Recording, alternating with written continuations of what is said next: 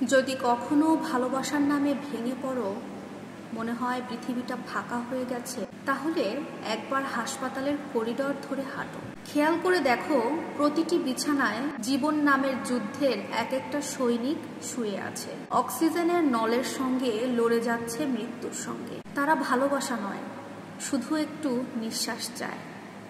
যদি কখনো অভাবের কাছে নিজেকে ভাঙতে দেখো, আয়নার সামনে দাঁড়িয়ে দীর্ঘ একটা নিঃশ্বাস ফেলো।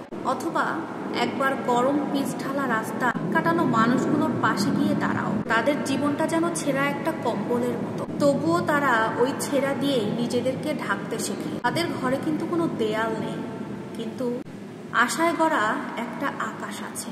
যদি তোমার গায়ের রং নিয়ে তুমি হীনমন্যতায় ভোগো, আয়নার পেছনে মুখ লুকাও, তাহলে একবার তাকাও সেই মানুষগুলোর দিকে। তাদের মুখটা অ্যাসিডের আগুনে পুড়ে ছাই হয়ে গেছে, আর পরেও কিন্তু তারা মুখটা ঢাকে না। আত্মবিশ্বাসের আলোর কাছে কোনো কালো বা কোনো আগুন হেরে যায় না।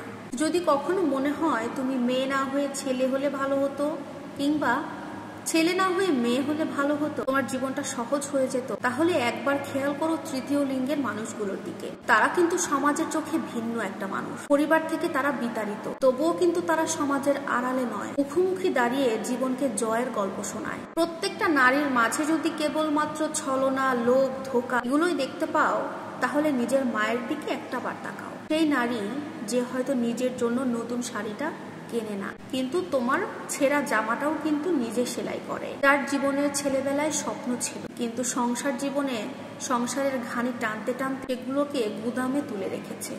আর যদি সব পুরুষকে কেবল লালসার চোখে দেখো, তাহলে তোমার ক্লান্ত বাবার কাঁধে একটাবার হাত রাখো। সেই কাঁধে ভর করেই কিন্তু তুমি হাঁটতে শিখেছো। সেই হাতটা তোমার নিরাপদ একটা আশ্রয়, সেখানে কোনো লোভ নেই, আছে কেবল নিঃস্বার্থ ভালোবাসা। আর যদি কখনো মনে হয় তুমি কারো চেয়ে বড়, তোমার সৌন্দর্য, তোমার জ্ঞান কিংবা তোমার অবস্থান নিয়ে নিজের মধ্যে অহংকারের জন্ম হয়, তাহলে চুপচাপ একদিন কবরের মধ্যে যেও।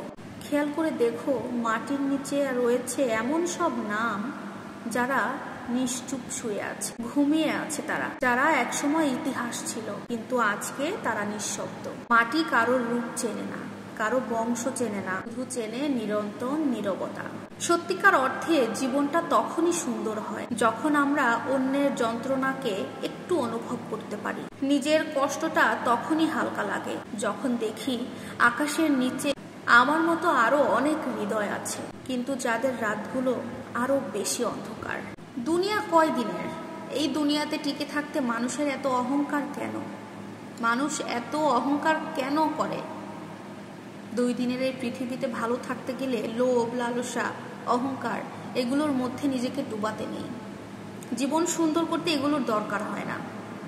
একটু স্বাভাবিকভাবে চিন্তা ভাবনা করলে, একটু নিজেকে নর্মাল ভাবে রাখলে জীবনটা সুন্দর।